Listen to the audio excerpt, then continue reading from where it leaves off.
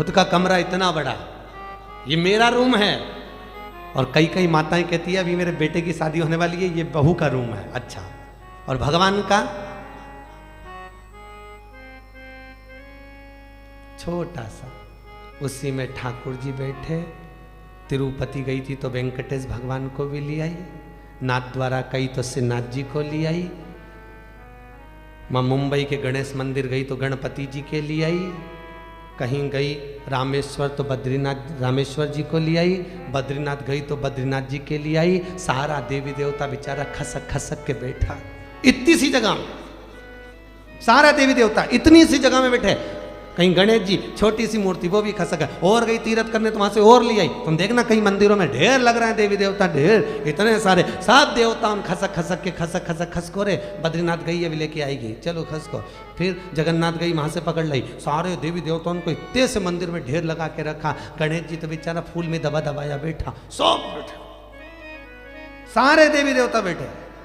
खुद का कमरा अच्छा और भगवान का कमरा छोटा सा, उसमें ही सब देवता। और सुबह से आई, इतनी सी शक्कर लाई, इतनी सी खड़ी शक्कर, खड़ी मिश्री इतनी सी, और लाके रख दी और आरती उतारी। गणेश जी सोचे मेरे लिए लाई, हनुमान जी सोचे मेरे लिए लाई, ठाकुर जी सोचे मेरे लिए लाई, जगदम्बा सोची मेरे लिए लाई। रोज सारे देवी देवता आपस में झगड़ रहे, तो उन्होंने भी सोच लिया इसने खाने के चक्कर में झगड़ा करवाया, जब ये किचन में जाए तो इसकी भी किचकिच कराओ। पुष्टि मार्ग में वर्णन किया गया, एक साधे सब सधे, सब साधे भी सब। घर में जैसे बेटे का कमरा होता है, वो अकेला उसमें रहे, उसकी बहू रहे, उसके बच्चे रहें, ऐसा भाव होना चाहिए। जिस मंदिर में हमारा ठाकुर बैठा है, उस मंदिर में भोलेनाथ जी विराजमान है, ठाकुर जी विराजमान है, फिर उनकी सेवा अर्चना हो जाए। अगर शिव की अर्चना चल रही शिव की, राम की अर्चना हो रही है राम की, कृष्ण की अर्चना हो रही है कृष्ण की, जिसकी हम अर्चना कर रहे हैं वो अर्चना हमारी मूल होना चाहिए, उसमें अधिकता नहीं होना चाहिए, अधिकता।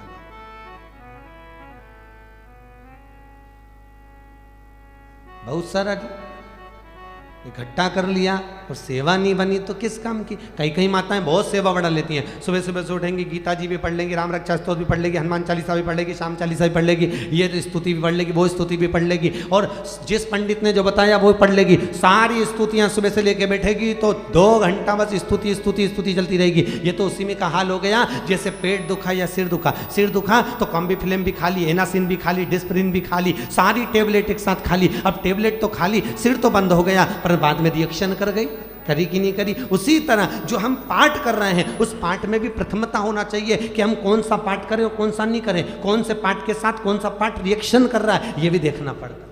ऐसा थोड़ी ना हनुमान चालीसा पढ़ रहे हैं तो शिव चालीसा कब पढ़ना, राम रक्षा स्तोत्र कब पढ़ना, राम रक्षा स्तोत्र के बाद में गीता जी का कौन सा श्लोक पढ़ना, तो गीता जी का पाठ कब होना, ये शास्त्र संबद्ध बात है। अब मालूम पड़े तुम तो सुबह से उठी और पोथी खोली और एक लाइन से सब पढ़ दिया, तो ये तो रिएक्शन करेगा ही सरी, घर में अशांति उत्पन्न करेगा ही सरी। हर चीज का एक समय होता है कि कौन सा पाठ कब करना चाहिए, कौन सा स्मरण कब करना चाहिए, कौन सा भजन कब करना चाहिए, कौन सा कीर्तन कब करना चाहिए, समय की बात। आप लोग खूब दान दे रहे हो, खूब पुण्य कर रहे हो, खूब मालपुओं का दान दे रहे हो। जब श्रावण महीना आएगा शंकर जी की पूजन कर लोगे, जब चैत्र महीना आएगा नवरात्र में जगदम्बा की पूजन कर लोगे। सबका एक समय होता है। उसी तरह पाठ की भी मूलता होती है कि गीता जी का कौन सा श्लोक कब पढ़ना है हमको, राम रक्षा स्तोत्र कब पढ़ना है हमको, हनुमान चालीसा कब पढ़ना है हमको, शिव चालीसा कब पढ़ना है हमको, उसका एक क्रम बना हुआ।